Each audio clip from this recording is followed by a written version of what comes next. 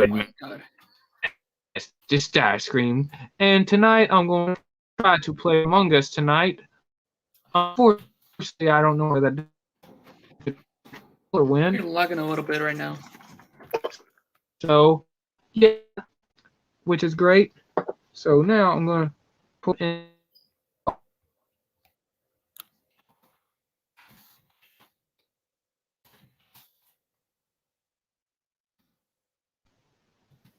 Oh God. I don't know where the Am I hell lagging I'm still? doing right now. Okay, now you're good. Now you're good. Keep getting flashbangs.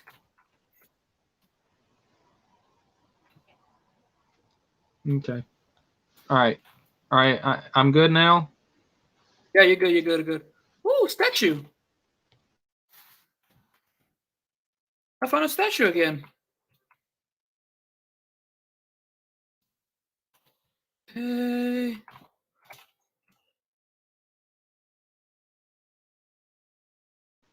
Yes, TFN Geek, you could join in. And by the way, Mr. Slipstream won't be able to join right now because What the hell?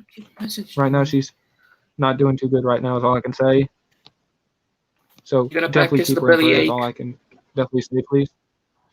Yes, belly aches. Yes. And I didn't want She to ate say something that. bad today? But anyways, I'm going to try to. I think so. Oh, demon child, demon You know what? child. I might retitle the name. You know what? I might retitle the name of the stream tonight. I don't think I'll play Among Us tonight. I don't know where the You want controller me to went. scream? You want me to screenshot my stuff? Yeah, if you want to. And there's Let me finish what TFN Geek. I'm Let me trying to get him do. in here. Hey, TFN Geek, how are you doing? Hey guys, doing great. Okay, So you heard, that's you heard good, my man. How story. was your family dinner? It was great. We had beef stew. Fortunately, beef is one thing we're in no shortage of out here in California, so that's good. Mm. Yeah. Oh, and What were you saying before? Oh, you know how Amazon screwed me over with the golden disc sets. Yeah. Yeah. Yeah. So I just wanted to ask again, if you guys could please pray for me that those sets arrive here before Christmas, because I just really hope that Amazon doesn't screw up with me again. Oh, I will pray for you, man. Yeah. Thank But you. hopefully they get here early. Yeah, no That's problem, the man. main thing. Yeah. Amazon says the earliest they'll arrive is the 18th, and since today's the 3rd, that's 15 days from today. So, Mm. yeah, Mm. yeah. But Okay. when I saw the Oh. original title of your video, I didn't know that season 4 of Jurassic Park Camp was out yet. So I started watching it as soon as dinner was done. I finished episode 1. I've just started episode 2. So I'm really excited to get through this season tonight. That's what I'm going to stay up late doing tonight. Yeah, I was gonna try to do a watch party on it, but unfortunately, I had to retitle the stream. I'm gonna have to retitle the stream again. Yeah. So, but yeah. Well, to be honest, yeah, I'm don't kind of spoil glad anything. But so yeah, I'm kind of glad you're not, because I haven't watched season 4 yet. I'm going to do it tonight, so I probably won't get any reviews done until tomorrow, because tomorrow my family and I are going to go buy our Christmas tree and get it decorated. That's the main focus for our day tomorrow. Mm. And I have a Christmas one of the tree. main roads that connects our neighborhood to the freeway is under construction, so we're going to have to take the long way to get to the tree lot. Ugh. Yeah. Damn. Yeah, I have a Christmas tree in the other room that I'm gonna set up in here. Yeah. I still need to set up my Christmas tree. Mm-hmm. Yeah, my family and I, we've never owned a fake. We buy a real one every year. Yeah. Oh, nice. Uh-huh. Real quick, I wanted to ask, before you left the stream preview a little while ago, did you see the Waspinator repaint of Buzzsaw? Yeah, the Beast Wars. Yeah, the Kingdom Beast Wars Buzzsaw figure. I'm excited for that. Yeah. Just like the other repaints. So I didn't know that the original Beast Wars action figures had a flip face gimmick. Oh, the mutant head. Yeah, I didn't know the original Beast Wars action figures had that gimmick until I found out about Shadow Panther. And all the Beast Wars figures that are repaints with new head sculpts, they're based on the mutant heads. Shadow Panther has Cheetor's mutant head. The mutant Tigertron has the mutant head, and I actually found out Waspinator's face sculpt is the mutant head. Buzzsaw is going to have the more humanoid head. Uh-huh. So yeah, for the original Beast Wars cartoon, they decided to give Waspinator his mutant head as his regular head, and the more humanoid head is the one that didn't appear in the Beast Wars cartoon series. I don't know if that's true for Scorponok and Tarantulas. Angelus. They used the regular, more humanoid head for Pterosaur because he didn't have that gimmick. And for Beast Wars Megatron, they used the more humanoid head since it looked more like Generation 1 Megatron's head sculpt versus the mutant head. Yeah. Okay. And oh my god. And I guess you already seen the Core Class Hot Rod figure. Oh yeah. I've seen all the images of it. So with Core Class Hot Rod being released, there's going to be a total of 4 figures released in the 5th and final wave of the Kingdom line. You got the 2 deluxes of Slammer and Pipes, who are supposed to be released in wave 4, along with Waspinator, Shadow Panther, and also Voyager Class Tigertron. And then you've got Core Class Hot Rod is going to be the final Core Class figure of the Kingdom line. And of course, Voyager Class Blaster, who is going to be released for a second time in the Legacy line. Nice. And what do you think of the Core Class Hot Rod figure? For what it is, I think it's pretty the Core Class figures. The main reason they were created. Sorry if it was hard for you to hear my voice. I was leaning over to grab something. But it's all good. Yeah, the main reason when they were introduced, I remember seeing on some of the blogs that the main reason Hasbro and Takara created the Core Class Transformers figures was because they're designed to be quote unquote in scale with the Titan class size Transformers figures. So they're supposed to be size accurate when standing next to Omega Supreme, Metroplex, and Fortress Maximus, and also the Ark. And on the Decepticon side, the Core Class figures of Megatron and Starscream, they're supposed to be size accurate when standing next to Trypticon and Scorponok. Yeah, to be honest, interesting. Yeah, but to be honest, to call the Core Class figures size accurate when standing next to the Titan Class Transformers figures, unfortunately, the Titans are Transformers characters who mass shift on a regular basis. The exact sizes of Metroplex, Fortress Maximus, Omega Supreme, Trypticon, and Scorponok are always changing. So I honestly don't know how true that statement is. Yeah. But this is my own personal conspiracy theory, and I said it briefly in my review last night of Vertebrake and Dracodon. I don't know if you guys have watched my latest review yet, but I reviewed both of those Kingdom figures in the same video since they're repaints of each other. Yeah, but my own personal conspiracy theory is that the main reason the Core Class figures were created was so that Hasbro and Takara could release a new action figure of Rat Trap that was smaller than all of the other Maximals. That's my own personal conspiracy theory for why the Core Class figures were created. Please don't quote me on that. That's just my own personal opinion. Nice. Yeah. Nice. And yeah, I'm overall I'm generally excited for the Kingdom Core Class version of Hot Rod. The previous Legends class sized version of Hot Rod was the Combiner Wars version, and I made a custom action figure of the 2 Battle Chargers from that mold, and someone suggested that I swap out Hot Rod's orange parts and give them to my custom Runabout figure. And so I put all the purple parts on Hot Rod. And so my copy of Combiner Wars Hot Rod is red and purple instead of red and yellowish orange. So he looks more like Spider-Man. I get it. Yeah, so that's one of the reasons I'm excited for the Kingdom Hot Rod figure.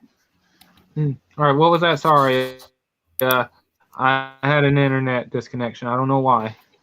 Yeah, no problem. So I was telling Ruben Soto that the last small-sized action figure of Hot Rod that I got for my collection was the Combiner Wars version, and I did a part swap of Hot Rod with a custom action figure of the Decepticon Battle Charger Runabout.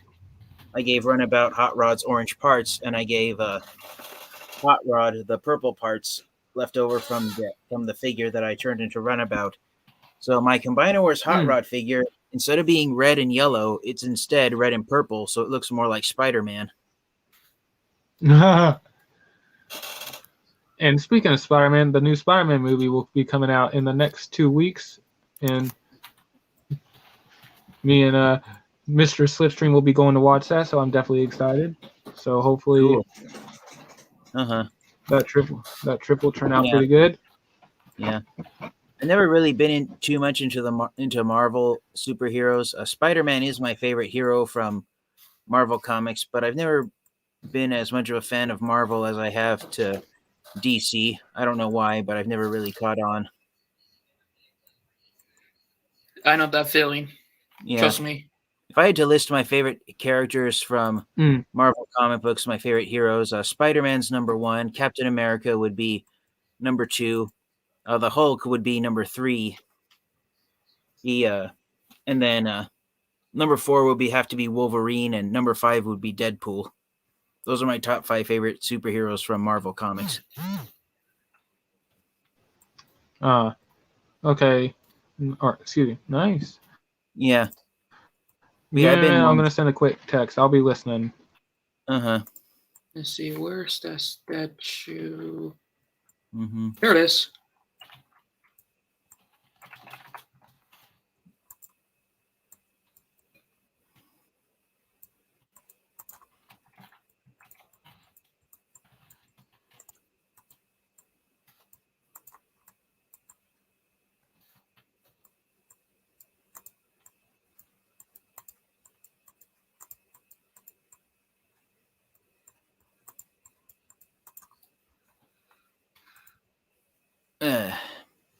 What happened?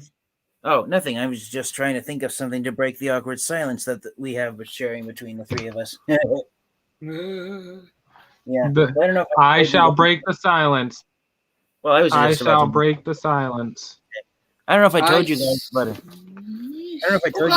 I got a second copy of the Studio Series Nah figure, so I could have more than one deluxe class size Sharkticon. Yeah, you told us. Yes, yeah. I think it was yesterday. Mm-hmm. Yeah, I did, and I'm really excited for it. And even though the box is pretty dented, I'm really thrilled that I was able to get it at a decent price. I still need it. Yeah, but I wanted to tell you guys that when I walked into my local Target store today, they were selling the Studio Series, Deluxe Class figure for $18.99 each. Yeah, and one of the figures that they had, one of the figures that they had was the one I already got from Amazon. Did you buy another Nah figure? I did not. I have to save my money for something more important than army building my Sharkticons. Yeah. But yeah, I just wanted to let you guys know that if you have any Target stores near you and you want to army build on the Studio Series Sharkticons, check out Target right now, because Target's selling the Studio Series Deluxe Class figures for just $18.99 each. That's $2 cheaper than they're selling the Kingdom Deluxe figures. Hold on, give me 1 sec, okay? Go ahead and talk. I'm listening. Here in Houston, so yeah. So I walked. So another fake. So my local Target store restocked when they restocked the Kingdom figures. They restocked Wave 4, so nothing new was in stock. So I still need to get Wingfinger. Yeah. I don't know if I told you guys this, but when Slammer and Pipes do get released, they're being packaged with Airazor and Black Arachnia. So if you see Airazor and Black Arachnia at any of your Walmart or Target stores, Slammer and Pipes should be hanging around the pegs as well. Yeah, you told us that. Hopefully, Yeah. I'm looking at another Flying Slimer. Yeah. Oh, yeah. I'm more excited for Slammer than I am for Pipes, but I'm still going to get Pipes since I'm getting the a Golden Disc set that has Puffer and Road Ranger. Yeah. I wish I could get one of the golden disc figures, but I only got $9 on my Amazon. Drat. But I'm still trying to get more points, so I'm gonna give $25 Amazon gift card to me lovely girl. Yeah. Well, just a word of advice, Ruben Soto. If you can only get one of the 4 Golden Disc collection figures, go for Pterosaur, because you cannot go wrong having a classic Beast Wars character in your collection, and they don't get any more classical than Pterosaur does. Yeah, I can try to get a Pterosaur. Yeah. I don't mind the fact that Pterosaur is mold mates with Airazor, because his robot mode and his transformation, it is similar enough to the original Beast Wars figure that I think it pulls it off well. Yeah. Yeah. I think I might get Pterosaur. I think. Yeah. He's sold out right now, but he like I said in the other live stream 2 hours ago. Oh, he pops up for a couple of minutes every 2.5 to 3 weeks. So Amazon is trying to get Pterosaur in stock. I've got a sneaking suspicion Amazon's gonna surprise everyone and they're gonna bump up the release dates for the other 2 Golden Disc figures like they did with Jackpot and the the Puffer and Road Ranger. Yeah, but if they start jacking up the price, then I'm gonna get something else. Yeah. Well, there's a scalper on Amazon selling Jackpot right now. They want how much do they want? Ooh, okay. So Jackpot's going for $23, and there's a scalper wanting $50 for Jackpot. No.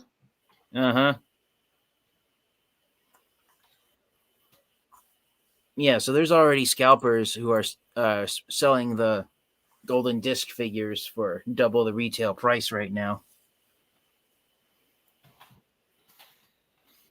Well, I'd rather wait until if they get released. Yeah.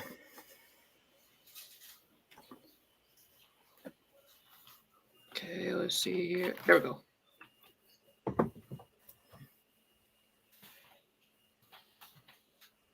Mm-hmm.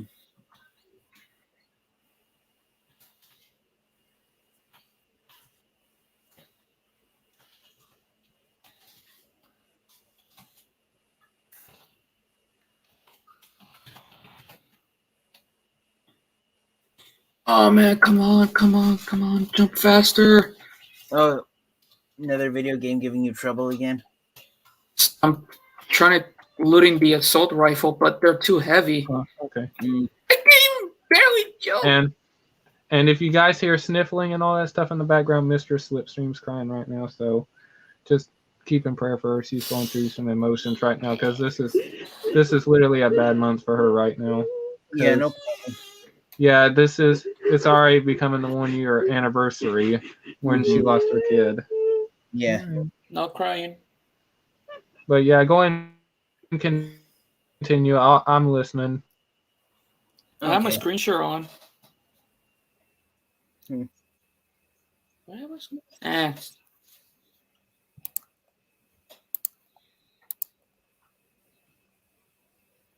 So, all right, you playing Payday 2 or something?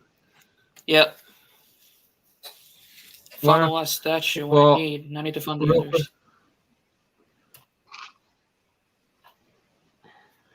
Would you like to explain for those who watch this channel that don't know what this game is? Would you like to tell us about it, if you want? I'd like to know. I've never heard of this game.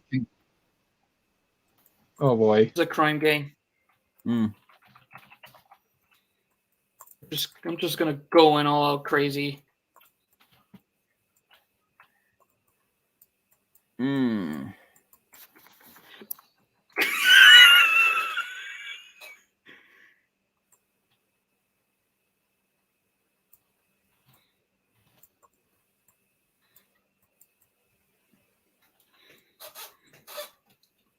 I'm just gonna open this up, and I found a goat. A what? A goat? I'm not joking. Is the screen share still on? Yeah, it's not, yeah, I'm screen sharing. But anyways, and I'm curious, real quick, TFN Geek. I'm curious. What do you think of the Ractonite figure? First of all, I think it's a pretty decent figure for what it is. Nice. Like I said in my review, I actually won Ractonite in a contest that another Transformers reviewer was doing. Oh, nice. Yeah. I'm curious. Is that figure worth the money? I don't have that figure yet, but I'm curious. In your opinion, for the amount of for the fossilizer gimmick, and the fact that it turns into a species of dinosaur that I don't know of any other Transformers action figures transforming into, I think Ractonite is worth it. A lot of Transformers fans have pointed out that what hurts Ractonite from being a top quality Transformers figure is two things. Ractonite, here he is in his fossilizer mode. His arms and the legs of his fossilizer mode are the arms and legs of his robot mode. And look right here. See these right here? These are Ractonite's robot mode arms. He has two 5mm pegs for hands. Yeah. Yeah. And when you transform him into robot mode, Ractonite uses the same back legs here on the back of his fossilizer mode to stand up on. And when you look at how robust his robot mode torso is, it's very hard for the legs to support the weight of his body when he's in robot mode. So Ractonite does. So that's why if you watch some reviews, you'll hear some Transformers fans and collectors criticizing Ractonite more than the other fossilizers, because he doesn't have any robot mode hands, and his robot mode legs can't support the weight of him. That is true. Yeah. But at least you can use the drill as his hand. Kind of. And I'm curious. There's a part on the instructions that says you have to remove a horn, but it won't come off at the same time. Is it that nose horn right there, or one of the other horns? Yeah, but I figured out how to remove it. I don't know about that, but all three of the horns are removable because they're separate parts. So here's the nose horn, and here's the shape of the peg that it attaches to. Yeah, I think in the instructions it says that's removable, but but look, even the head shield, the frill, is removable. Ooh, nice. On my copy, it is on the head shield and the little horn. I freed the goat. Mm-hmm. So yeah, all the horns, the two horns on the top of his head, they're held in place on 5mm pegs. These two white horns right here. So you can detach those and have those be interchangeable, but the nose horn uses a square peg that you won't find anywhere else. But yeah, even the head shield is on a removable peg. So if you get the Hasbro Pulse exclusive Tricranius fossilizer that's retooled from Ractonite, you can change the head shields with them, and you can turn Ractonite into a Triceratops, and you can turn the Tricranius figure into a Styracosaurus. Yeah. Really? Uh-huh. Yeah. Damn, I didn't even know.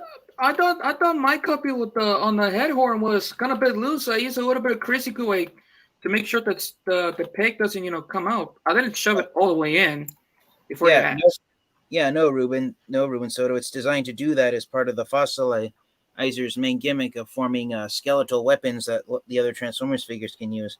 Now, this is another reason why a lot of Transformers collectors have been a little more harsh on Ractonite than they have with Paleotrex and Wingfinger. You see this piece? You see this piece right here with the metal screw in it? Yeah. That is the back of Ractonite's robot mode head, and look at the position of the body where it's located. Oh God, the head is in his ass. Ractonite's robot mode head ends up in the butt area of his fossilizer mode. That's a little messed up. And Ractonite's head or his head is facing upwards. That's worse. Oh God. But the good part is it's hard to tell, but if you look right in there, there's a forehead shield covering his eyes. Oh yeah. So, you think he's worth the money or a pass? Personally, since I technically got him for free, thanks to Arbitrary Hero, he's the Transformers collector who was giving away Ractonite. And if you haven't subscribed to Arbitrary Hero's channel, he does a giveaway once every few weeks on his channel where he sells off a duplicate copy of a Transformers figure he's gotten. Or if he doesn't really like the figure that much, he gives the only copy he got. But since I technically got Ractonite for free, I think he's worth the retail price tag, but definitely not more than that. In my opinion, Ractonite is the weakest of the fossilizer Transformers. Since he does unfortunately have more shortcomings than Paleotrex and Wingfinger do. Yeah. How about the two core class ones? Vertebrate and Dracodon. Yeah, I reviewed them last night. Yeah, I did a double review on the two of them last night on my channel. I hope you guys will go watch it. Yes, I'll definitely do that after the stream. Yeah. I will say this, the half of the parts on these figures are made of the more bendable rubbery plastic than the solid plastic. Like the tail is which becomes it's because it's made of that rubbery plastic material. It forms the weapon in robot mode, but I call it more of a whip than a club due to how flexible it is. Yeah. And the lower jaws of the beast mode are made of the rubbery plastic as well. And on Vertebrake, that rubbery plastic is so hard it doesn't want to open. On Dracodon, it opens and closes fine. So yeah, Dracodon's joints are much more tolerable than Vertebrake's are. They're a lot more. They're stiffer on Vertebrake than they are on Dracodon. But what were you gonna say? The only thing that makes me nervous is the robot mode legs. That becomes the dino legs also. Is that little pin joint on the knee. Yeah. On Dracodon, surprisingly on Dracodon, they're a little stiff, but on Vertebrake, they're even stiffer. Yeah, but yeah. Really? Yeah, on my copies, that's the way it is. But but one of the reasons why they used hinge joints with metal pins instead of ball joints was because it was to give it a lot more stability in both modes, because the hip joints are on ball joints and they can make the legs flop around a bit, and there's ball joints in the ankles as well. So if they'd done a ball joint in the knee, the legs would have been almost next to impossible to pose. So I can see that being one of the main reasons why they did the legs that way. Yeah. Well, one thing I did point out in my review, and I don't know how any other reviewers have pointed this out. But take a close look at the head sculpts. Head sculpts.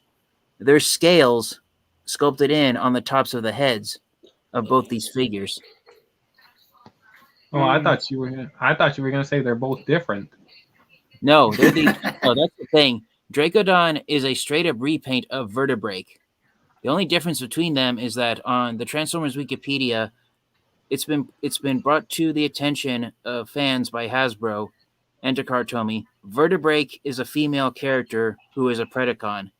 Dracodon is a male Transformers character who is a Maximal. Ooh. Rival brother and sister? Yeah. Opposite twins. And also, I think this is another gimmick with the fossilizers. We got the regular fossilizers like Vertebrake, Ractonite, and Paleotrex. The repaint of Paleotrex that comes in the Megatron spoiler pack is like Dark Energon. Dark Energon bones. And that character's name is Skelevor. Yeah. And what's the name of the volcano one or the lava bone? Tricranius. Yeah, Oh my God, I want that. Mm-hmm. Yeah, he's supposed to represent lava bones, and Yeah. that one right there, I believe, is supposed to represent radiation bones. I believe. Dracodon? Yeah. But no, this is But no, this is what I was going to point out about the head sculpts. Is that they have sculpted in scales on the top of the head. Mm-hmm. And so it's scaly skin. So Dracodon and Vertebrake transform into skeletal velociraptors that still have decomposing flesh on the tops of the skulls. Ooh. Creepy, huh? When you look at it from that point. Even more brutal. So yeah, they still have flesh decomposing on the tops of their heads in beast mode. Ooh, I like it. And the eye sockets on both figures are painted black, but it's much more prominent on Dracodon than it is on Vertebrake. Oh. Yeah. Yeah. And if you want to, you can have them. You can open the jaw almost 180 degrees and have it look like it. Make them look like they're roaring at the top of their lungs. Huh. Yeah. I wouldn't know how they'd be able to roar when they don't have any vocals. But those are robotic bones, I guess. Yeah. Yeah. And Jinx. And I see that on some YouTube channels they managed to make them fossilizers, like you could combine them. Yeah. And I said that and I pointed that out in my review. Hasbro and Takara Tomy have not officially Vertebrake and Dracodon are not fossilizers since they officially don't have the gimmick of having their body parts combined with other Transformers figures to form weapons. They're just a pair of Transformers characters that happen to turn into bony dinosaurs, the same as the fossilizers, but Hasbro and Takara Tomy officially don't recognize Dracodon and Vertebrake as being fossilizers since they lack the combination gimmick of the deluxe class figures. So we, the Transformers fans and collectors, it's left up to us if we want to consider these guys fossilizers or not, due to the fact that their beast mode is a skeletal velociraptor. What do you guys think? Do you consider Vertebrake and Dracodon fossilizers, yes or no? To me, I say yes, because that doesn't matter. You just nuked the. To me, it's a fossilizer. You think the fact that they're skeletal velociraptors is enough for them to qualify as fossilizers? Yeah, if you could find one of the pigs to, just carefully put somewhere, and boom, you're done. Yeah. And well, I mean, are they considered core class fossilizers? No, officially, no. On the Transformers Wikipedia, officially there is no such thing as a core class fossilizer. Well, I mean, if I was gonna say, if the fans had managed to figure out how to get them to combine with the other fossilizers, then I have to say they're fossilizers. Yeah, if they managed to figure out some mods. I agree, but 99% of the time, Hasbro doesn't recognize transformations that were created by the fans. They only recognize transformations made by the designers who actually designed the figures. Mm-hmm. Yeah. One thing that I do enjoy about the transformation on these figures, I'm going to show it with Dracodon since he has brighter colors. Look at what the robot mode hands transform into. Oh yeah, under the. Oh wow! They managed to make a full-on butt. Oh, booty. Wow. Don't ask why. Yep. They got some dino booties, as Emgo would say. You got the dino booty. Oh crap! I forgot the quote it is. I think it was. I'm here looking for Boo. Yeah. So yeah, if you haven't found them yet, Dracodon, he was released in Wave 3 and Vertebrake was released in Wave 1. So Vertebrake's the first use of the mold and Dracodon's the repaint. And it's the exact same figure done in different colors. So if you were to spray paint both these figures the same color, you'd end up with the 2 copies of the exact same thing. And I already knows that since Starscream got Vertebrae, I still need to get Dracodon. Yeah. I've seen Dracodon more often than I have his wave mate, which is Core Class Soundwave. I better put it on clearance. Yeah. I actually got Dracodon at Target. Yeah. There's a lot of them here in Walmart. Oh, I kid you not. nice. Yeah. Oh, crap, Smokebomb. Will you mark my word? Will you mark my words? As we get closer to the release of the Legacy line, all the Kingdom figures are going to go on clearance. So I hope you. So I recommend you get Dracodon while he's still to be found.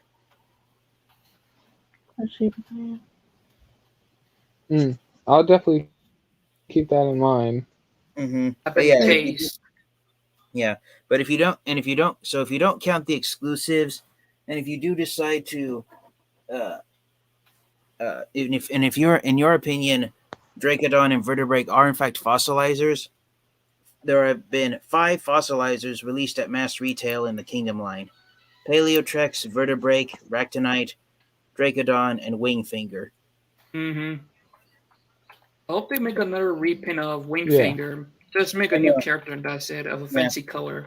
Yeah, Wingfinger is the only fossilizer who hasn't been repainted into another character.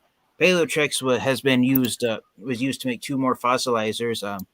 Skelevor, who's sold with Megatron in the Netflix spoiler pack, and then Transmutate, who I do have. What about Skelebor? Sound like Skeletor, but Transformer. Well, if you actually look at how the word's spelled, all you have to do is switch out the letter V with the letter K, and the character you get is, the letter V with the letter T. Skelevor, and if you replace the V with the letter T, you get. Yes. Skeletor. Yeah, from He-Man. Oh my God, that's classic right here. And now you know why Skelevor is almost entirely purple. I will get you. I just hit someone with a metal spoon. You have not seen Skeletor, He-Man. Yeah, that was my Skeletor voice. Hang on, hold on, Ruben. Hold on, let me put Ruben on me. Hang on, Ruben, I want to hear this. Hang on. All right, yeah, do it again. Okay. Yeah. It sounds terrible, but it's the best I can do. You have not seen the last of Skeletor, He-Man. I will have my revenge. So what do you think of that? Oh, God, that was perfect. I like that. And let me get... All right, Ruben, you're unmuted. All right. What's your opinion, Ruben? So that's good. I kid you not, but what the hell you muted me, damn. Oh, hello. You making too much noise. I wanted to make sure everyone got the full quality of it. And the full. Uh-huh. So yeah, that's why Skelevor is mostly. You ought to feel what it's. Uh-huh. Yeah. And then the last fossilizer is the Tricranius figure repainted and retooled from Ractonite. So if you count the exclusives, and if you also include Vertebrae and Dracodon as fossilizers, there's a total of 8 fossilizers that have been released. Yeah. Yeah, I've had no plans whatsoever on getting Skelevor and Tricranius, but I did get a hold of Transmutate, so I'm hoping to do a review of her sometime soon. Yeah. And I'm curious, what is Wingfinger? I don't know if you already mentioned it. If you did, my bad for not hearing it. But is Wingfinger, what gender is Wingfinger? If that one was already confirmed. Yeah, Wingfinger is a male character. Oh man, I was looking at that. He almost looks. Wingfinger looks like a female type looking character. Yeah, a lot of Transformers fans have mistakenly called Wingfinger a female Transformers character due to how skinny he is. Wingfinger's become the Transformers action figure who looks almost like a stick figure. You know, when you're a kid, you draw the stick human people when you start to draw. But yeah, Wingfinger is officially a Yeah. male trans character. Yeah, so the only female fossilizers are Vertebrake and Transmutate.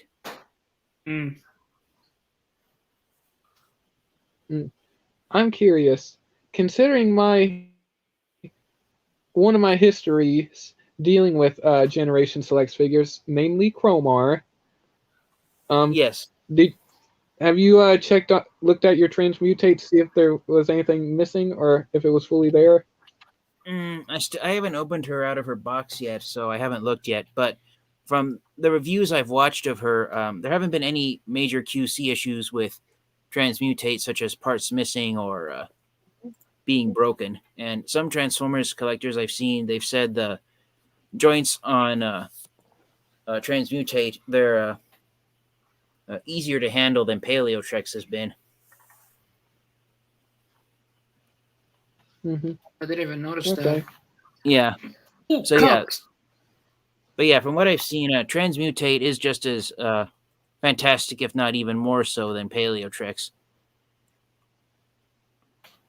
So the one part Transmutate has to distinguish herself from Paleotrex is her different robot mode head sculpt. And also, the best part about the head or the robot mode head is that you could do the long neck thing. You just have to pull the head out of the socket a little bit. Yeah, if you know what I mean. I've seen a couple of fan-made robot modes for Transmutate that make her look more like her appearance in the Beast Wars cartoon. The best one and if you guys haven't watched it yet, is TF Fan Page 101. His custom robot mode of Transmutate's the one that looks most like her Beast Wars animation model. Okay. Yeah, and if you guys have ever doubted if you guys have been wondering if Transmutate being a female character is something new, I can say that it's not, because on her Wikipedia page, a copy of the Beast Wars episode that's named after her.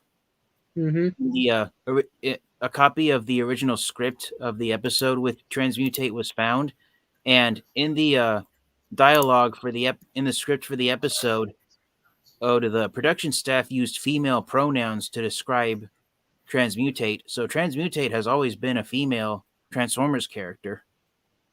Oh. Yeah. Well, that's true. Oh, that's reddish.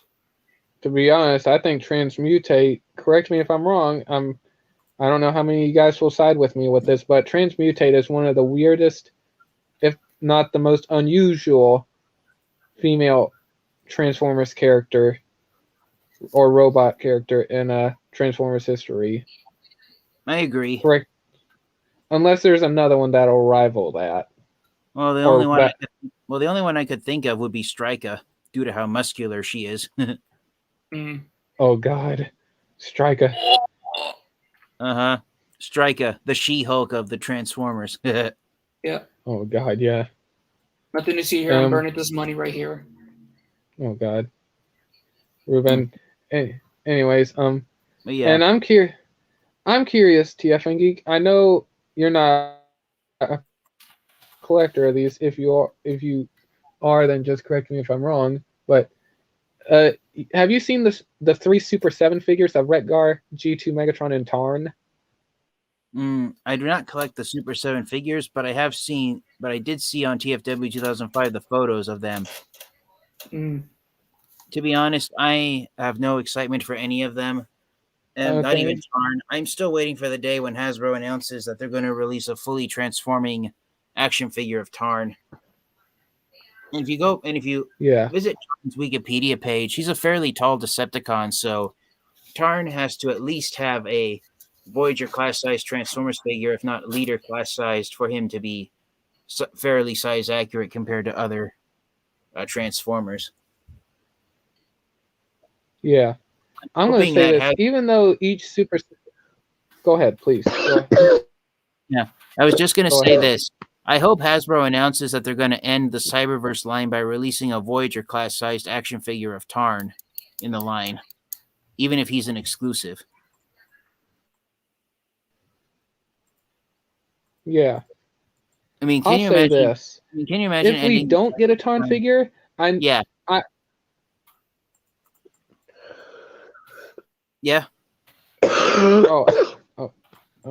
Anyways, sorry. Anyways, like I was gonna say, I don't collect Super 7 figures, and I think they're supposed to rival the Red Series. But even though they're $55 each, I really want to get that Tarn figure. And plus, I forgot the name of the little robot female character that is a psychopath. Mm-hmm. What's her name? The member of the Decepticon Justice Division. Yeah, the DJD. Yeah. Yeah, her name is Nickel. Nickel. Yeah. Uh-huh. Yeah.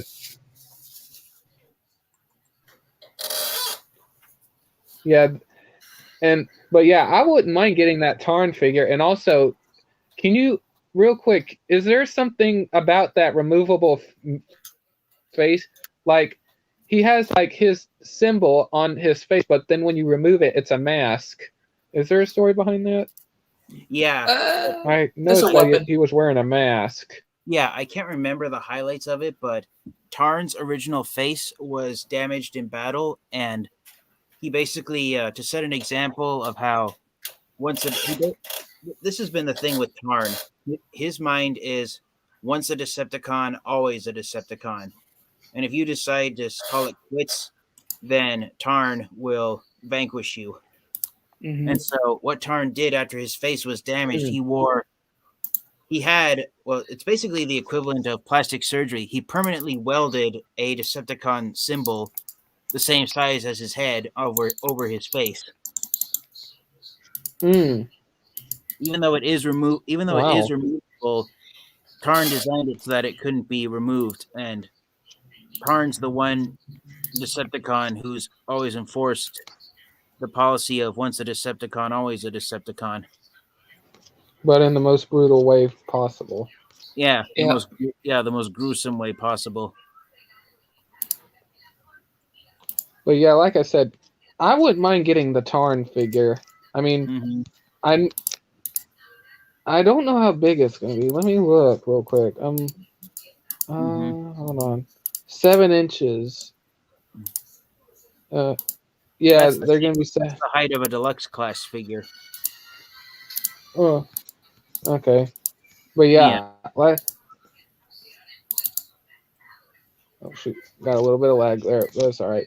But yeah, I wouldn't mind getting this Tarn figure. It looks pretty cool, and even though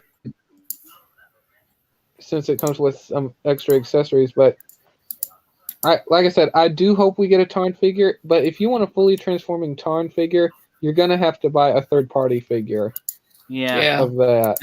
And the cheapest I've seen a third-party action figure of Tarn going for is $150. So not for me. Okay. Yeah, and if you want another action figure of Tarn, and good luck building it, you'll have to buy the Flame Toys model kit. That is expensive beyond words. I cannot put it into words. Oh no, it how is expensive it is. Yeah, I wholeheartedly agree. Let me look. I'm gonna look at that real quick. Hold on. Let's see here. I'm gonna check something. I'm glad. Hold on a minute. How do you spell Tarn? Because literally that means tricky thing. Yeah, Tarn. Basically, Tarn's name. Yeah, Tarn's name is basically the first 4 letters of the word tarnish.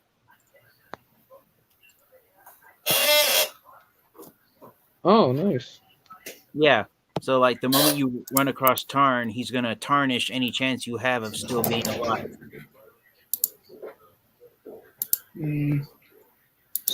Oh, gosh. But yeah, to be honest, I hope we get a Tarn figure besides Super 7. Mm-hmm. But yeah, let me see here. Yeah, here's the Flame Toys model kit one. Oh my gosh, $600 and $30 and 70 cents on shipping for an IDW figure, and I have no idea what the original price was of Tarn. But oh my gosh, like this figure is cool, but literally it's expensive as heck. Yeah, the one third-party company that made decent action figures of the not just Tarn but the entire Decepticon Justice division was Mastermind Creations. And I think in order to get every member of the Decepticon Justice division, I think you need to pay $700 originally to have all 8 members. That was the original price. Never mind the aftermarket figures go for now. I'd say if you were to get all of the Decepticon Justice Division action figures that were released by Mastermind Creations, I'd say you'd be safe getting all 8 figures if you have $1,500.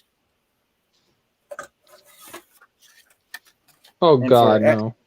Yeah, and for action and for plastic robots, most 10 to 12 inches tall, that's not worth it. Yeah. Nuh-uh. But yeah, and I'm gonna say this, and this I think it's obvious. Scalpers would think about this, but if they do release a Tarn figure, imagine the ridiculous amount of prices they're gonna put that figure up for. If it's a fully, like, it's gonna be ridiculous. I know it. And I'm not gonna lie. Do you remember how much that Gigawatt figure was going for? Like almost the price of an actual car. Oh God! And literally, someone bought that figure for that price. Like, yeah, for such a small figure that could fit in the palm of your hand. Yeah. Like, it's ridiculous. But yeah, I'm looking at this Tarn figure. It looks pretty awesome. I like the design, especially, like I said, if this was the leader of the Decepticons, all I have to say, you better hope and pray you don't run across him on the battlefield. True. And plus, and I'm curious, would you guys want Tarn to be the leader of the Decepticons if Megatron wasn't around? Yes. Okay. Well, I mean, he was briefly leader of the Decepticons, but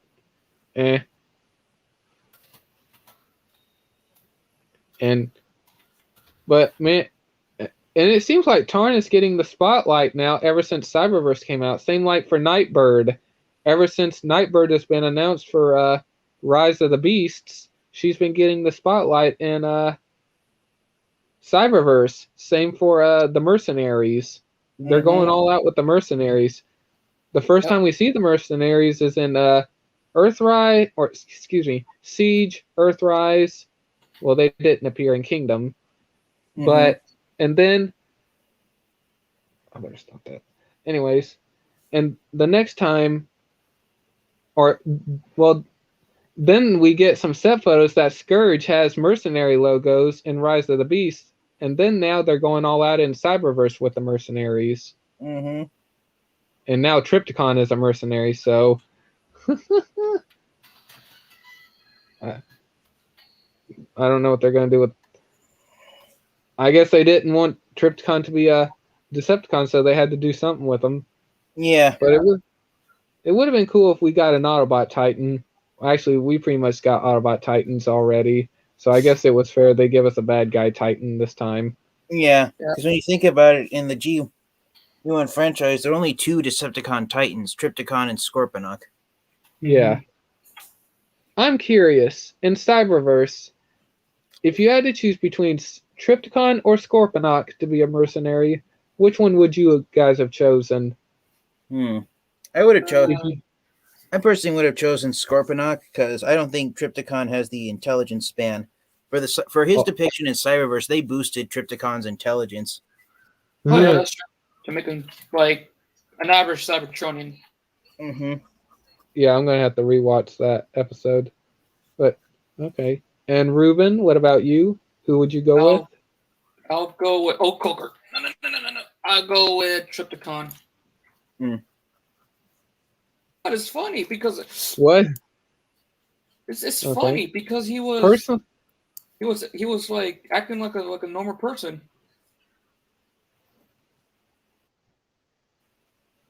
Yeah, I'm gonna, like I said, I forgot that episode on how he was acting. So yeah, I'm gonna have to go back and rewatch it.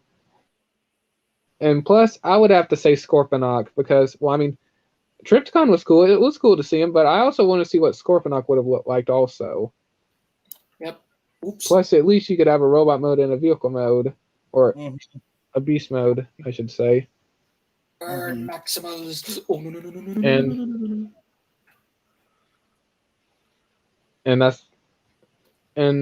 I'm trying to think. I'm curious. Would you have guys wanted Metroplex or hang on? Let me do another one. If you guys had to choose between Fortress Maximus or Metroplex to appear in Cyberverse, which one would you guys have chosen out of the two? Tough question. Yeah. Well, personally, even though Fortress Maximus is my favorite Titan, I'd go with Metroplex. Yeah, I was about to say the same thing because I at least want to see his model in animation. Plus, it's been a long time since we've seen Metroplex in either a video game or a series. I think the last time we saw him was in the Power of the Prime series. I don't think it was Fall of Cybertron. I don't know which one came out first. I think, I can't remember if it was the Titan's Return or Fall. Yeah. No, it was the Fall of Cybertron video game was Metroplex's last appearance. Yeah. Yeah, that's the last time we've seen him. What about you, Ruben? Who would you want, Fortress Maximus or Metroplex in Cyberverse? I like Fortress Maximus because of the shade of blue, but I think I'll go with Metroplex. The last time we see in Metroplex, it was the Generation series. Oh crap! Turret. Yeah. I'm gonna say this: Metroplex's death, like in the Transformers Fall of Cybertron video game, if you guys saw the whole walkthrough or any of the cutscenes or watching it like a movie, just the cutscenes only. I'm gonna say this: Metroplex's sacrifice was literally could bring a tear to your eye. Yeah. I'll just say this: his death was sad. Him just giving his whole life force of Energon to fuel the Ark. Even the background music made it sad with the sad music and the soundtrack in the background just made his death even more sad. Yeah. Yeah. And Prime's last words to him was, "Your sacrifice will never be forgotten." And before Metroplex's eyes dim out with going lifeless, all he could say is, "Till all or one." But like I said, his death was sad. Yeah. But yeah, like I said, I would love to see Metroplex come back somehow. But I guess now he's coming back in the Legacy line, maybe, if he's in the series. I mean, this is pretty obvious that this is going to be the 4th chapter. I don't think they're going to end it off on a cliffhanger like that. Plus, I think they just want to get all the episodes out, get them all over with. Yeah. Plus, like, look at the banner artwork. That's all I'm saying. The CGI banner. Look at Megatron. That is Siege Megatron. That is, yeah. So, yeah, they're gonna have to, if this doesn't end up becoming a series, I don't know what to say. Plus, besides the Netflix boxes like Kingdom, Earthrise, Siege, Earthrise, and Kingdom, they did not say anything about Netflix on the box unless it was the Netflix figures. So yeah, like I said, I at least want to see this series continue all the way to the end. And I would love to see what they're going to do with it, especially how Unicron is going to be a big threat. Oh yeah. Oh, that's the thing. He's going to be the main threat. Oh yeah. I mean, considering he's hopping multiverses, I'm going to guess in the main universe of Siege, Unicron destroyed a lot of universes, and I'm going to guess that the Legacy, those are the only survivors of their universe. Yeah. I will be shocked if Unicron is that powerful. He destroyed all their worlds. Yeah. And the only survivor was one Transformer. Like, for an example, Transformers Prime. The only two survivors, the only survivors was RC, Bulkhead, and Soundwave. Mm-hmm. Those are the only survivors. Plus, yeah, I guess you could get away with Soundwave being the only survivor because he's stuck in the Shadow Zone. Actually, in Robots in Disguise 2015, he escaped. Yeah, that's true. I didn't count that as canon, but I know a lot of people still count it as canon. I'm still gonna have to rewatch it, but yeah. Yeah. So, well, I mean, RC still pretty much has her motorcycle design. Well, Bulkhead's pretty much upgraded, and I think Soundwave will have his stealth jet mode thing. I think I could be wrong. Well, we'll have to see what the figure looks like because we still haven't seen that yet. But yeah. So yeah, that's my guess. And like for the G1, or hang on, well G2, it's gonna obviously be G2 Optimus Prime, unless they throw in Megatron. Oh gosh, 4 Megatrons would be way too much. You get, can you just imagine Siege Megatron, T-Rex Megatron, G2 Megatron, and Galvatron all interacting? Oh my gosh. Oh yeah. Well, it's the same as yeah. But you forgot one character interacting with them, Shattered Glass Optimus Prime. Oh God. Oh my gosh, how? Oh gosh, that'd be interesting to see right there. Yeah. Can you imagine Generation 1 Optimus Prime, Beast Wars Optimus Primal, Robots in Disguise Optimus Prime, Cybertron Optimus Prime, Animated Optimus Prime, and Transformers Cyberverse Optimus Prime and G2 Optimus Prime interacting with Shattered Glass Megatron. Oh God. You have the heroic leaders and the villainous leaders all gathered together. Oh my gosh. Mm-hmm. I actually do hope we get some Shattered Glass characters in this. We probably won't, but still. Mm-hmm. I mean, if they're going to do the 6 episode thing again, well, they're probably going to. Yeah.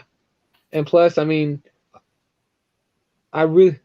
so far we haven't got any re-releases of any characters in the Legacy line. I think there was some leaks of re-releases. I don't know. The only confirmed re-release is going to be Blaster. Ah. Yeah. But yeah, like I said, if you go look at the Legacy banner, I'm going to look at it right now, but hang on a minute. But anyways, yeah, like if you look at the banner, not the box art, but just like the promotion banner, I'll say, literally that's you have Siege Megatron in there along with Optimus Prime. All right, here's the banner. Let me look.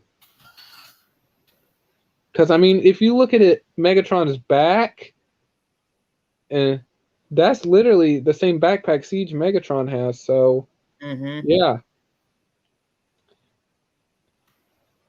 And I do like the artwork that they're using, but so far on the banner, and I talked about this before, the only characters on the banner is Bulkhead, RC, Blaster, Hot Rod, Optimus Prime, Drag Strip. I can't tell what Seeker that is. And also, I forgot the name of the little dragon creature. He's one of the G1 Decepticon pretenders. Iguanodon, that's his name. Yeah, Iguanodon.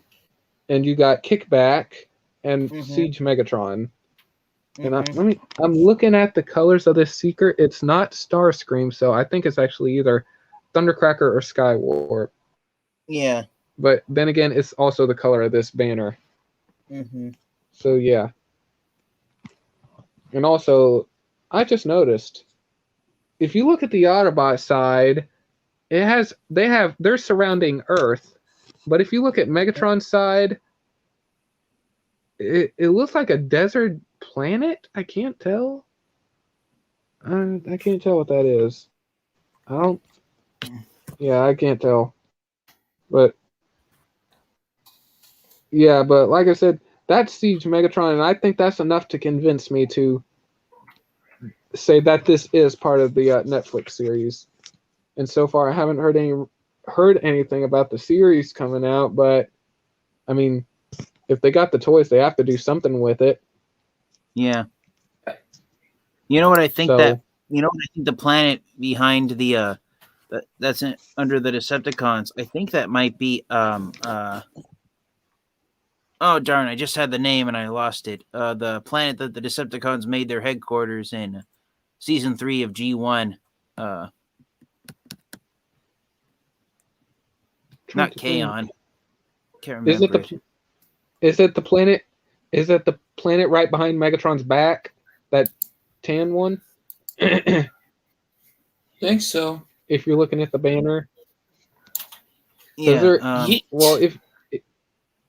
If you're looking at the Legacy banner, like with all. Go ahead. Yeah, I am. Oh yeah, I think that planet behind Megatron. I think it's supposed to be. I think it's supposed to be the Decepticons on's home planet. I can't remember the name of it. Yeah, and also, I just noticed they're all divided. Well, I mean, obviously, but and look, Cybertron is directly in the center. Cyberverse. Yeah. Now I found the name on the Transformers Wikipedia. Char. That was the name of the Decepticons planet. But I hate to tell you this. I was thinking the name Char a minute ago, but for some reason I thought the planet was like molten lava and a black colored planet. I was like, no, that ain't Char. But okay. Yeah. But yeah, okay. Supposed to be Char. And like I said, I wish I could screen share, but I can't. But it's all right. But if you go look at the Legacy banner, no, it's all good, Ruben. You don't have to. But if you look at the Legacy banner, the Autobots and Decepticons are on one side, and Cybertron is directly in the center. So I guess they're doing a Cyberverse reference with Cybertron being divided in half. Yeah. Well, that's nothing new. Cybertron being divided into two halves actually happened in Transformers Armada. They didn't really show it too well, but that's what happened in that series. So Cybertron being divided into two halves, one half for the Autobots, one half for the Decepticons, that wasn't introduced for the first time in Cyberverse. It was shown in more detail, but it wasn't introduced for the first time in Cyberverse. It was introduced for the first time in Transformers Armada way back in 2002. Yeah. Okay. And yeah, for 6 and also I want to say this, and I'm good. Considering how Starscream was acting in Kingdom after he read the Golden Disc and Unicron said whatever to him, because I mean we cut it, and I'm gonna say this since Starscream can still hear Megatron, Starscream can still hear Unicron, and that he's not happy with what happened. I'm getting if Armada Starscream, well, we are getting a figure of him, but if Armada Starscream does not appear in this, I'm getting a gut feeling that we might see this the Siege Starscream sacrifice himself the way Armada Starscream did, but it's not Optimus Prime or Megatron that destroys Unicron. Starscream is the hero at the end of the series, because like what Megatron says, or like what Megatron says to him in Kingdom, you cannot do anything right, Starscream. But all he could say is, "I can fly." So at least Starscream could try to do something right, and so I don't know why, but I could just picture that for some reason. Like, he's the one that destroys Unicron by the end of it, but it's probably not going to happen. But still, I think they're building up something with Starscream in this. I could be wrong. Yeah, I can see that. And real quick, I might have to end it in a minute because of my darn tablet, but I'm curious. How did you get... I want to bring this up. Otto brought this up in the review for Kingdom, but I'm curious on your guys' opinion. How did you... What do you guys think about Bumblebee destroying the golden disc right there when Starscream's trying to give him information? Yeah. Like, how'd that make you guys feel, like, when Bumblebee just broke it right then and there? I had a WTF moment watching that. I'm curious. Do you... I didn't how like about it. you, Ruben? I didn't enjoy it. I thought it was out of nowhere. I'm curious why he did it. Oh, hold on. I was wondering, how did you feel when Bumblebee destroyed the golden disc, or broke the golden disc right there in front of Starscream, while Starscream was trying to give him information? Damn, son. And that's another thing. I wonder why he really did it, unless, well, Bumblebee's excuse was this: the future is already here, Starscream. We need to face it head on. And I guess, I don't want to say this, but I guess Bumblebee also destroyed it because, like a Doc Brown type thing, you should not know too much about your own future. That's one possibility. But that's the thing. I wonder why he did it. That was the scene I liked the least out of the entire Kingdom series, out of all 6 episodes of Kingdom. Okay. I was hoping that what I was hoping would have happened was, instead of destroying it on purpose, the moment Starscream handed it to Bumblebee, an earthquake caused by the volcano erupting would have caused Bumblebee to drop the disc, and he broke it by accident. Yeah. I think that would have been better if the golden disc had been destroyed by accident because Bumblebee dropped it. Yeah, or actually, when they're all running to the Ark while the Nemesis is firing, a missile happens to, or one of the blasts happens to hit right next to Bumblebee, and it exposes some lava, and Bumblebee accidentally drops it into the lava. Yeah. By losing. That could work. One or the other. Yeah, Bumblebee destroying it on purpose. I just didn't like it at all. It was my least favorite moment of the Kingdom animated series. Okay. It's like it's like also when someone pointed out that Bumblebee didn't join Optimus Prime and the Autobots willingly of his own free will. He was forced into it. And I'm curious. Well, since you mentioned that's your least favorite scene, I'm curious. How about you, Ruben? I want to go into this. What is your least favorite scene in Kingdom from what you saw, or if you saw the whole series in full? I think one of my least favorite scenes from the Kingdom series, I hate to say this, but I think it was the part that I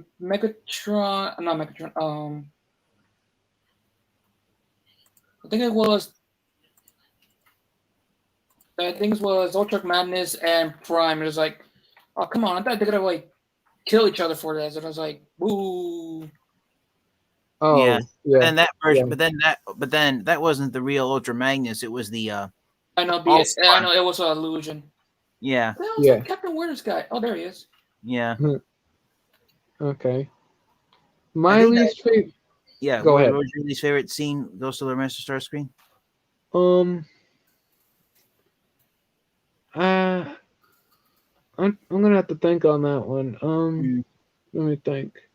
Mm-hmm. I'll have to say this. My least favorite scene was pretty much when Optimus Prime was having to deal with the illusions, and the illusion kept repeating what Optimus Prime was saying. Like, that scene was literally my least favorite scene. I know. It was parroting what Optimus Prime said. And Prime was getting frustrated because he had to deal with it until he finally got through to the Allspark. But what were you gonna say, TFN Geek?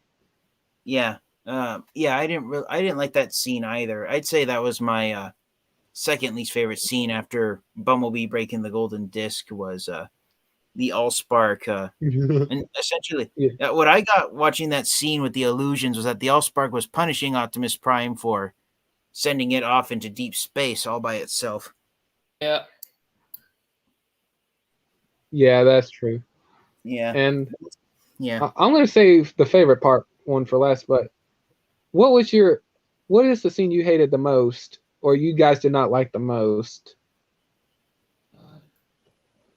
I'm curious. The most heartbreaking scene for me was watching. Yeah, go ahead. Yeah. Oh, yeah, I was about to say the same thing. Dinobot dying. Yeah, that's a heartbreaking scene for me. Yeah, I cannot believe they did that. But Because if you actually go back and watch Kingdom, guess what? What? Dinobot is the only Beast Wars character who dies in Kingdom. All the other Beast Wars characters are still alive by the end. Oh God, you're right. Beast Wars still alive. Black Arachnia is still alive. Scorponok's still alive. And on the Maximal side, Optimus Primal's still there. Cheetor's still there. Rat Trap's still there. So is Rhinox, Arizer, and Tigertron. Dinobot was the only Beast Wars character who died in Kingdom. Well, yeah, that's true. Oh my goodness. How about you, Ruben? What is the scene you hated the most? Or excuse me, yeah, you hated the most in Kingdom? Oh God, I think the only one part of the scene I hate, if I can remember which one it is the part that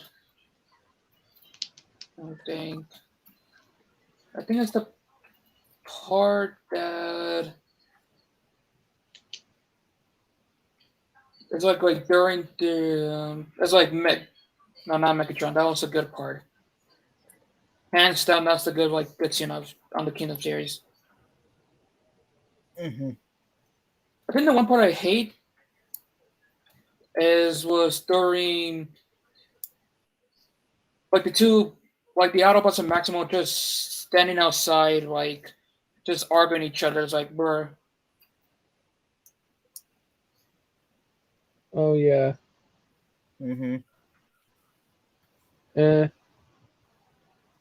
Okay. How about most favorite part in Kingdom? What was the part for the Kingdom? Yeah. What's that? What was that, Ruben? That was it. That's the one part I hate. Yeah, he's asking the question. What part did we enjoy most? Yeah. What's your most favorite part? I'm going to say funny part for last because I think I know which one TFN Geek would do. I'm going to save that one for last. But yeah, what's your most favorite part in Kingdom? I think the final fight, the final battle with Galvatron and Nemesis Prime. That was my favorite part. Okay. My favorite scene in the battle is when Megatron tells Optimus Prime, "There's only 2 of them, and they still have us outnumbered." Oh God, yeah, and that still gets me. You guys have a whole army on your side, and there's 2 of them still kicking your all's ass. Like what? My favorite scene. My favorite scene. I don't know if this was the part you thought I was thinking, Ghost of Lord Master Starscream, but the funny part. Yeah, the funniest moment for me was right when the final battle with Galvatron and Nemesis Prime started, and Galvatron tells the Transformers, "Why do you think we let that idiot Predacon steal the golden disc?" And then a split second later, Beast Wars Megatron charges right at him. Oh yeah. That's what I was thinking right there. That's funny. He's like, "What did you call me?"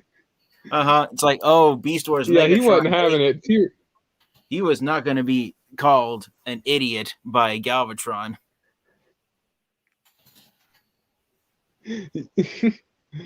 Yeah, and right after he charged in, Galvatron just literally slapped him aside. But then T-Rex Megatron came back for more and started biting on his fusion cannon. I know. And then he's like, "I'm still not finished with you. I'm not." And then a split second later, all the Maximals go after Nemesis Prime, and he tosses Cheetor, he blasts Tigertron, he kicks Rat Trap, and then he throws Rhinox into the air.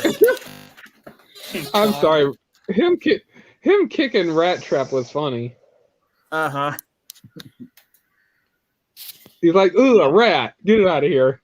Oh, jeez, a rat! Yeah, he laser blasts Tigertron, he punches Cheetor, he kicks Rat Trap, and then he throws Rhinox. He almost threw Rhinox. Like when Rhinox hit the rocks, it almost looked like he broke his back, like he was paralyzed. Like, oh crap, did he kill Rhinox? Yeah. I honestly thought that when Rhinox hit the ground, his horns were gonna break off. Oh god, yeah. That was the part I was thinking of, TF. That's funny right there. Like, no, I'm not an idiot. No. Oh my goodness. How about you? You know what I'm gonna do? What part did you think was most funny in Kingdom, Ruben? Or what? I think it's the part that he kicked Rat Trap. Or Nemesis He just hit him in the gut. Like, Okay. Well, for me, I want. Well, besides Galvatron calling T-Rex Megatron an idiot Predacon, I like the part when Optimus Primal is trying to get into the Allspark chamber and he's just kicking the door down or trying to kick the door down, and he says, "How am I supposed to get in? How am I supposed to help Prime if I can't get inside? I'm talking to you, Allspark."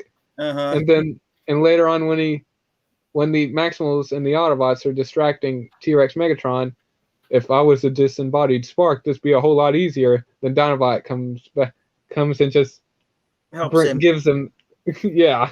Yeah. To be honest, one of my favorite lines from Kingdom is when they're lost in the woods and Rat Trap says, "What do you make of this Primal? Primal? Where's the gorilla?" Oh yeah. What's with the truck? And in the same episode when Ares is calling out everyone's names, Primal, Rat Trap, the red one, when she can't remember Optimus Prime's name. The other red one. Poor Sideswipe after that one. Jesus Christ. And poor Sideswipe has to see all these illusions, and he has to see his Sunstreaker. Yeah, poor Sunstreak, or poor Sideswipe.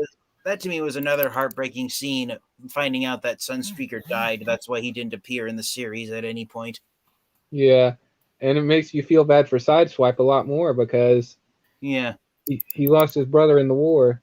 And Cog, and you get to see Cog actually died. It was just an illusion.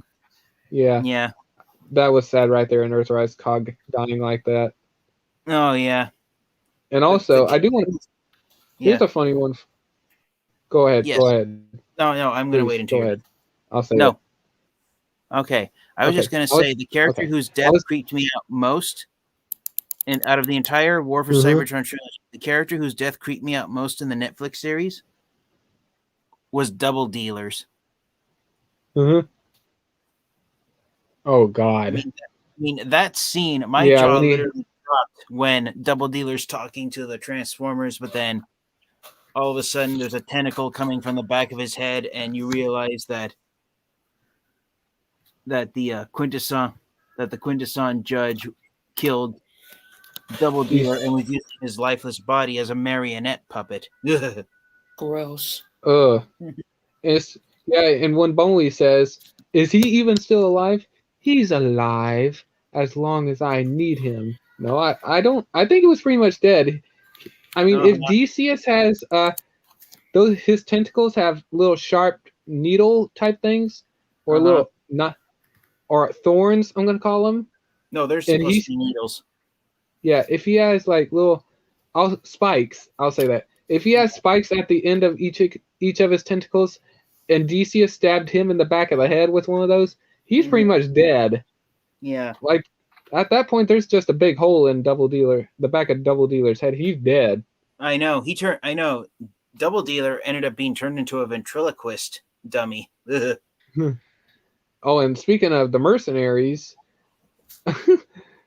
Exhaust and Bugbite aren't dead. They're just floating out there in space. I know. So they were left to freeze to death. Yeah. And also, one question. I have one question. Let me get my mic here. Okay. Cogman is just sitting there in the command seat and all that stuff. Decius comes up to him, stabs him, and then floats off. So that's one question. Where did Decius go? We don't ever see him again after that. No. Did he abandon ship? I don't know. Where'd he go? Maybe that question will be answered in Legacy. Now that's a good question. That needs to be answered right there. Like even like Siege left some unanswered questions. Earthrise, same thing. Unanswered questions. Kingdom, unanswered questions. Yeah. For an example, Earthrise. What happened to Scorponok? How did the Decepticons get back to the Nemesis before the space station or the space bridge blew up? Like one of two things: either Scorponok had it. Either the Decepticons kicked Scorponok back through the other side of the space bridge, and Scorponok's now left on his homeworld all by himself, or the Decepticons killed him and he died in the explosion. Yeah. Okay. That's the thing. We don't see him again after that, but he was still alive. Yeah. So, and same thing with Kingdom. Excuse me. Like I said, where did Decius go? Like, I don't think he stayed on board that ship. He knew it was going to blow up. Mm-hmm. So I don't think there was escape pods on the Fortune, which is the name of the mercenary ship. So, and plus, I don't think he would throw himself out in space. No. Unless absolutely necessary. But still, yeah, the Quintesson is nowhere to be seen. And for Kingdom, it definitely did leave some unanswered questions. I'm just not thinking of them right now. Yeah. And plus, but yeah, I'm definitely excited for Legacy. I hope, and I feel bad that the series is not getting enough love. I mean, the series is good for what it is. Mm-hmm. And I'll just say this. I still feel bad, like, for an example, the Prime Wars trilogy. Here's how bad people hate it.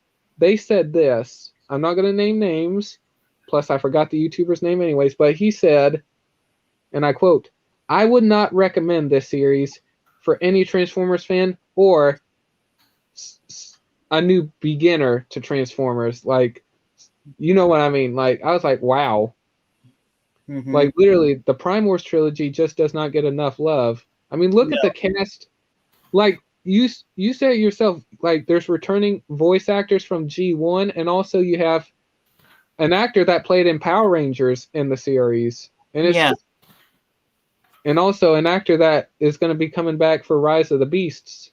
But well, I guess if people find out that Ron Perlman played Primal and Optimal Optimus, both of them, well, you know what I mean, in Power of the Primes, I guess it'll make people want to go back and rewatch the series. Like, oh, that's actually cool. Uh-huh. But like I said, I like the Prime Wars trilogy. I don't see anything wrong with it, in my opinion. Oh, yeah, me too. Like, I still consider it like a sequel to G1 in a way, like a follow-up type. And and I'm gonna say this: I don't want to say this. If I had to choose an end to G1, I would have definitely chose this. But so far at Transformers G1, it ended off the way they wanted it to be. Like Cybertron is back to its golden age. Galvatron and Zarak are just floating through space inside Scorponok. So pretty much they ended off G1 pretty good, even though the series continued in Japan and we won't ever get to see those episodes. Probably. Mm-hmm. But I do hope one day we do get to see the episodes, but Yeah. But like I said, I just like the Netflix series is not getting a lot of love, but I get it. And plus, I'm sure it's the whole thing. Like, there's only 6 episodes. Mm-hmm. And I'm gonna say this. Correct me if I'm wrong. In any Transformers series, not the live action movies, but in my opinion, correct me if I'm wrong. Or does the Netflix series have the most brutal Transformers deaths, like darkest deaths in this series? Like, does this series have the most darkest deaths? If you know what I mean. Yeah. I'd say it's a tie between that and the live action movies. Like the way Optimus Prime murdered the Fallen and Sentinel Prime was pretty gruesome, and the way Sentinel Prime killed Ironhide in Dark of the Moon, that was too dark. Yeah, that was pretty brutal. Yeah, but if I had to choose a Transformers series besides the live action movies, I have to say this series. Yeah, besides the live action series, I'm going to say this. I think the Netflix series has the most gruesome deaths. Like, and even creepy stuff. Like, for an example, like the way Ultra Magnus died was brutal. Like, I did not expect that. I know, for Megatron to execute him of all things. Ugh. Like, I was like, no way. Like, when Megatron aimed his fusion cannon right behind, had it right behind his back, and Megatron, or when Ultra Magnus turned around and he started charging up his fusion cannon, I was like, no, there's no way they're gonna do that. Nuh-uh. They can't do that. Then the minute that he pulled the trigger, I was like, are you freaking serious? Did you really kill off Ultra Magnus? Someone you considered a brother? And not only that, you saw your other brother, Jetfire, saw that. Or a robot you considered a brother. Mm-hmm. So, and also Megatron having the hallucinations. Yeah. Like him talking to his head in Earthrise and in Kingdom, whenever he thinks he's got his hands on the Allspark, in reality, it's Ultra Magnus's head. Yeah. I think there were also some pretty gruesome deaths in Transformers Prime. Oh, yeah. Oh, the Cliff Jumper. Oh, God. Yeah, okay, I'm going to have to say this. I think you made me change my mind. I think it has to be Transformers Prime. Yeah, isn't the only one who died a brutal death. I mean, look at what happened. Look at what happened to Tailgate. We only see him in one episode in RC's flashback, but after what Air Rapid did to him, ugh. Yeah. But even Breakdown's death. I mean, even after he died, they used his lifeless carcass as a life support for Silas. I hate to tell you this, that's the whole reason why. Excuse me. That's the whole reason why I hate Transformers Prime, is them killing off Breakdown. I love the series. I'll still watch it. But they literally built up. If you watch the episode when Bulkhead saves Breakdown, literally, they were hinting at him becoming an Autobot one day, especially when Starscream had that talk with him, that one day he would have to choose sides. And Breakdown is like, between bots or cons, and Starscream said no, between Megatron or me. And Breakdown was just sitting there thinking. And they kept building him up as if he would become an Autobot one day. And the makers of Transformers Prime was like, nope, he ain't gonna become an Autobot. No. He's gonna become literally, I love Breakdown. He's one of my favorite characters in Transformers Prime. One of my most favorite. He's like my number one favorite Decepticon. But I could not believe, like literally, they did break down dirty in this series. They killed him off. Arachnid killed him off. Then Mech ends up using his body as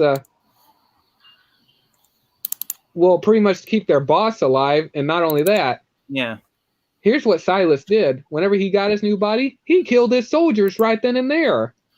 Immediately, he just killed them in that warehouse. Yeah. Oh my god. And then after that, when he fails Megatron, they decide to use him as an experiment. So they kept injecting him with synthetic energon. Then they decide to mix synthetic energon with dark energon and turn him into a zombie con. Only for Arachnid to kill Silas by the end of it again. Yeah. So even though she was still alive at the end of the series, I was not expecting what Arachnid's fate at the end of the show. Being a vampire queen, having to suck the life out of all the Insecticons. That's another thing. Why am I getting the feeling she had that ability, but she chose not to use it? Like, I didn't see her get bit. Maybe she did. I just didn't notice it. But she acted normal. She didn't act like she was thirsty for energon. Well, actually, to be honest, I'm sure if she would use that. Actually, no. That was the first time she was with the Insecticons, I think, or at least a whole army of them. So I don't know. I'm actually curious. I don't know if she had that ability or if Silas ended up giving her that ability. I'll have to look. Rewatch the episode. Yeah, but even the way Skyquake and Dreadwing met their fates. Well, I mean, yeah. I have to say this. If I have to choose a brutal death in this, besides Breakdown, I have to say it's Cliff Jumper. Cliff Jumper got the worst of it. Oh, yeah, he did. I feel bad for Cliff Jumper in this. Oh, yeah. I feel bad for Cliff Jumper in Prime, and I still feel bad for Cliff Jumper in Bumblebee movie. And I'm curious, between Prime Cliff Jumper and Bumblebee movie Cliff Jumper, which was the most brutal death in your opinion? The way he died. Yeah. I have to say the Prime version of Cliff Jumper. I have to say the same thing too, but Bumblebee movie Cliff Jumper, him getting sliced in half, I mean, what? Like, are they now going to turn Cliff Jumper into Kenny? Like, can we at least have Cliff Jumper live? He did in animated. Oh, that's good. And literally, the trend of Cliff Jumper dying started with Transformers Prime. Actually, it started with IDW's comic books. Yeah. Yeah. What happened was it actually happened with DreamWorks. They made Cliff. It looked like Cliff Jumper died, but he actually ended up being blown into an entirely different universe, the Shattered Glass universe.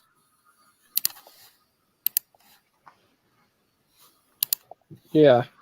That's how the Shattered Glass story started. Was Cliff Jumper accidentally ended up traveling there, and then but then in IDW's comic books, Cliff Jumper dying is what pushed some of the Autobots over the edge and made them decide that the only good Decepticon was a dead one. I'm gonna have to look into that. Yeah, I thought Cliff Jumper. Some of the characters traumatized by Cliff Jumper's death included RC, Prowl, Bumblebee, and I can't remember who else. I think it might even traumatize Optimus Prime because he realized if Cliff Jumper could be killed so easily, none of the Autobots were safe from the Decepticons.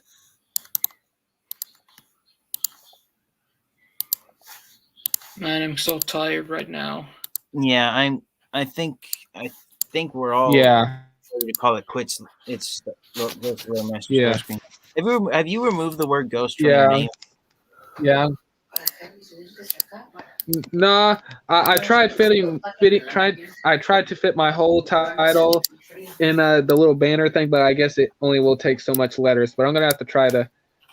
I'm gonna have to try to see if I can edit my whole name in here. I'm gonna try that later on when I can. So yeah, hopefully I can do that. You can move the two words Lord and replace it with Ghost and call yourself Ghost Master Starscream. Yeah.